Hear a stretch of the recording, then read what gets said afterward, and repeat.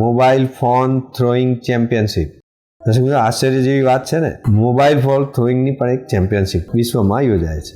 સવારથી લઈને રાત સુધી મોટાભાગના લોકો પોતાના મોબાઈલને પોતાની સાથે જ રાખતા હોય છે અને સાચવતા પણ હોય છે. જો કોઈ વ્યક્તિના હાથમાં મોબાઈલ ક્યાંક છટકી જાય તો ક્યાંક પટકાઈ જાય તો તરત જ તેને ઉપાડીને મોબાઈલ સ્કેચ કે કંઈ નથી થયું કે નુકસાન નથી થયું તે વ્યક્તિ જોઈ લે છે. પરંતુ ફિનલેન્ડમાં તો મોબાઈલ ફોન જ ફેંકવાની હરીફાઈ યોજવામાં આવે છે. છેલ્લા 2 દાયકાથી યોજવામાં આવતી આ મોબાઈલ ફોન થ્રોઈંગ ચેમ્પિયનશિપની નોંધ વિશ્વભરમાં લેવામાં આવી છે.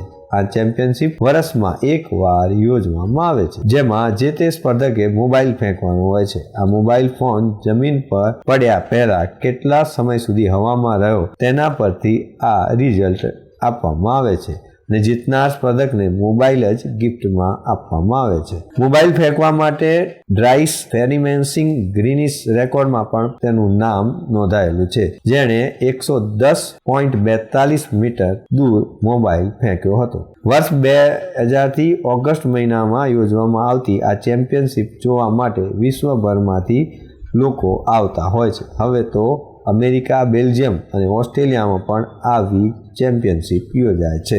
તો દર્શક મિત્રો, જોયું ને કે મોબાઈલ ફોન થ્રોઈંગ ચેમ્પિયનશિપ પણ યોજાય છે. આવી જ અવનવી સ્પર્ધાઓ એ વિશ્વભરમાં ઘણી બધી જગ્યાએ યોજાતી હોય છે અને જે આપણા માટે ખૂબ જ આશ્ચર્યજનક હોય છે. દર્શક મિત્રો, આ હતા અત્યાર સુધીના સમાચારની ખાસ ગતિવિધિ માટે આપ નિહાળતા રહો એસ લાઈવ ન્યૂઝ બુલેટિન. નમસ્કાર.